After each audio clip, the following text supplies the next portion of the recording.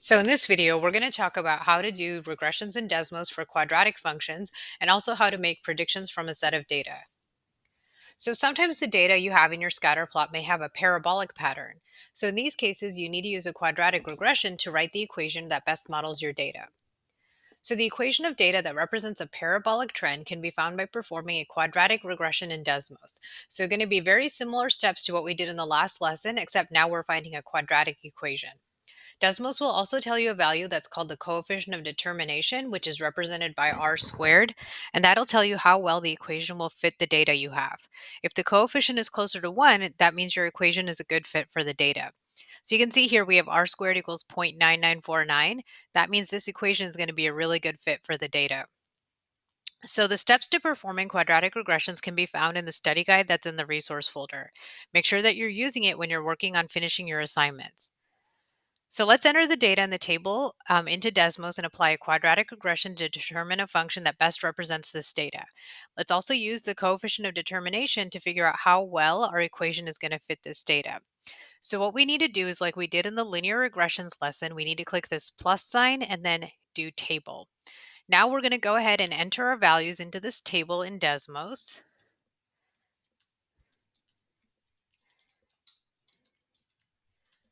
And then what we're going to do now is click add regression over here. And then linear regression is the default. So we need to go ahead and change that to quadratic. Okay, so now that we changed it to quadratic, we have our quadratic equation, which is y equals 3x squared minus 5x plus 8. Notice our r squared value is equal to 1. So this is going to be a perfect fit for our data set. So now you can go ahead and pause the video and try doing this example on your own. So now we have a whole new set of data. So we're going to go ahead and do plus and then table. And then you go ahead and type in the values. And so once we have our table, we can go ahead and do the regression. So we do add regression and then choose quadratic. And you can see that gives us the equation negative 2x squared minus 2x plus 35. R squared is 1, so that's going to be a very good fit for our data set. So now let's look at a real life example. It says Isaac is trying to improve his free throw percentage. He recorded a video of himself shooting a free throw and collected the following data of the height of the basketball for each second after his throw. Use the data to write a quadratic function that represents the trajectory of his free throw. So here we have like a horizontal table. So remember, we have to kind of turn it when we go ahead and enter our data into Desmos, right? So this first row is actually going to become my first column in my table because that's where all my X values will go. The second row will actually become my second column in my table. Okay, so I'm going to go ahead and enter these values.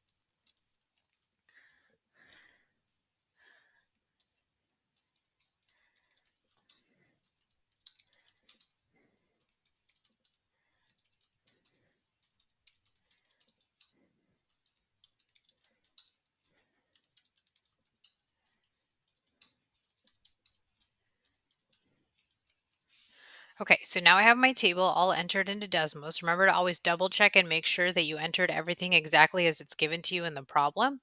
Now we're going to click add regression and then go ahead from the drop down menu, choose quadratic. And so now I have my equation. I'm going to go ahead and round everything so that I can write my equation a little more neatly. So I'm going to write this as y equals negative 88.11 x squared plus 38.53 x, and then plus 8.77. Okay, so that's the quadratic equation that'll model the trajectory of this basketball. So regression equations can be used to determine future values in real life situations, and all we need to do is plug the given value into our equation and solve for the missing variable. So this is going to be exactly the same process that we did with linear regressions, where we're going to replace y with f of x and then just plug in the value that's given to us. So let's revisit this example that we just did. Suppose we want to figure out the height of the basketball he throws 0.5 seconds after he throws it. So remember, this was the equation that we already found. So remember what I'm going to do now is go to Desmos and rewrite that, replacing f of x for y. So I'm going to write negative 88.11 x squared plus 38.53x, and then plus 8.77. Okay. So I have my function entered now, and then I'm going to figure out what is f of 0 0.5, right? Because time is our x value. So I just plug in zero point 0.5 for x, and that gives me 6.0075. Okay.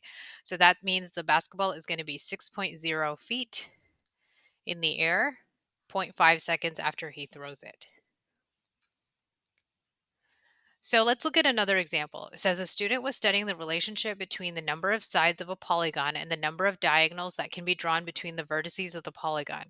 Their data is represented in the table below. Write a quadratic regression equation to represent this relationship.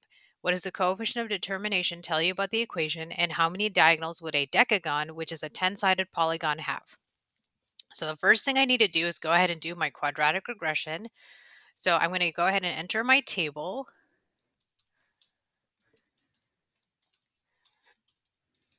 And so now I'm going to do add regression and then go here to open the drop down menu and choose quadratic. Notice it gives me this quadratic equation. I have y equals 0 0.5 x squared minus 1.5 x plus 0. So you don't really need to write the plus 0. We can just write this as y equals 0.5 x squared minus 1.5 x. It says r squared equals 1.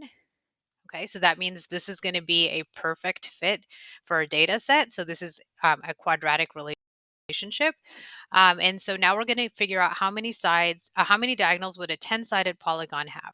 Notice the number of sides is the value of x. So I'm going to go ahead and rewrite my equation. Instead of y equals, I'm going to write f of x. So I have f of x equals 0.5 x squared and then minus 1.5 x. And so I'm going to substitute 10 for x. So I'm going to do f of 10. And notice it gives me 35. Okay, so that means that I would have 35 diagonals for a 10-sided polygon.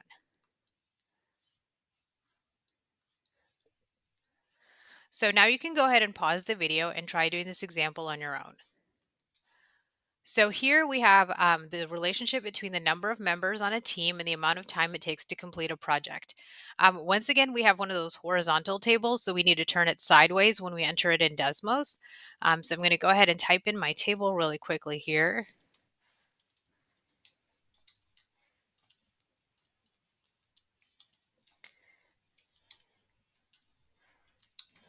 Okay, and then I'm going to do add regression, and then I'm going to choose my quadratic. Notice it gives me the equation, which I've rounded here. I have 0.12x squared minus 3.46x plus 28.34. R squared is equal to 0.9927, so that's a pretty good fit for our data. What I'm going to do now is replace y with f of x, and then I'm going to do 0.12x squared minus 3.46x plus 28.34. And then I'm going to ask it to evaluate f of 1, right? Because it says how long would it take a person to complete a project alone? So that means I'm going to say 1 is x because x is the number of people on the team. And then ask it to calculate that. So it tells me 25 minutes. Okay, so a person working alone would take 25 minutes to complete a project. So remember, using regressions and Desmos, you can write a quadratic equation that best models a set of data. You can then use this equation to calculate values that are not included in your data set.